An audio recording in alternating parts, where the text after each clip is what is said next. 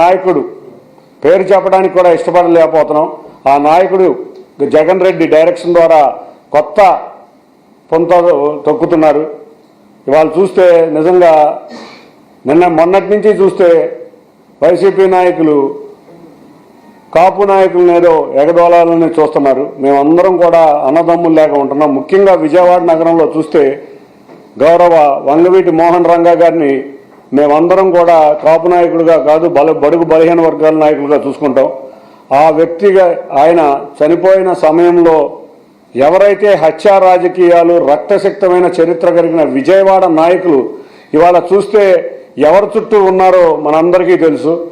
ఆ రోజు నీ తండ్రి రాజశేఖర్ రెడ్డి ఆ రోజు రంగా గారిని ఎదగనీయకుండా ఏ విధంగా చేశారో ఇవాళ ఆయన చుట్టూ తిరిగి ఎవరైతే రంగా గారి హత్యలో ప్రధాన ముద్దాయిలుగా ఉన్నారో వాళ్ళందరూ కూడా ఇవాళ వైఎస్ఆర్సీపీలో ఒక ఆకు రౌడీల్లాగా జిల్లా అధ్యక్షుల్లాగా ఇవాళ విజయవాడ నగరంలో తిరుగుతున్నారు.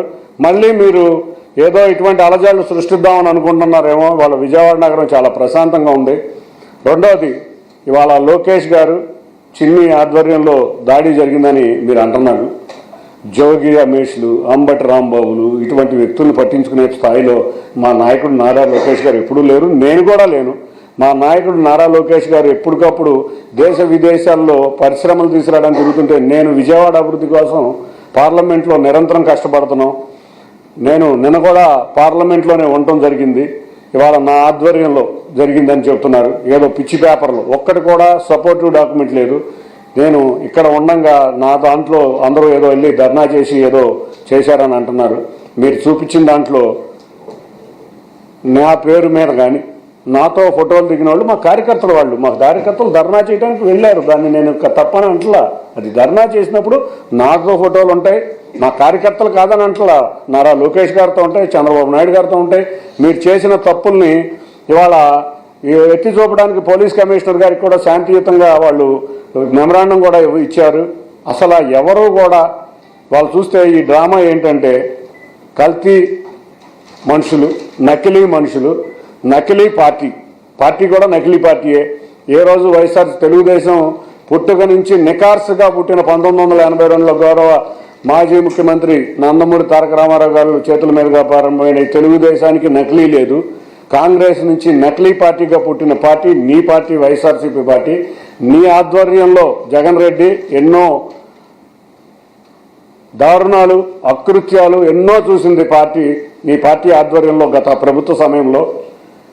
మరి ఈ జోగి రమేష్కి ఇవాళ చాలా ఆశ్చర్యంగా, చాలా అమాయకుడిలాగా నటిస్తున్నావు. నువ్వేమన్నా గౌతు లక్షణ గారి లాగా బడుగు బలహీన వర్గాలకు పోరాటం చేసిన నాయకుడివా?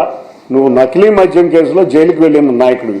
అంతేకాకుండా మరి ఆ రోజు గౌరవ ముఖ్యమంత్రి నారా చంద్రబాబు నాయుడు గారి ఇంటికి వెళ్ళినప్పుడు కానీ, పార్టీ కార్యాలయం మీద దాడి చేసినప్పుడు కానీ, పట్టాభి ఇంటి మీద దాడి చేసినప్పుడు కానీ వాళ్ళ కుటుంబ సభ్యులు లేరా?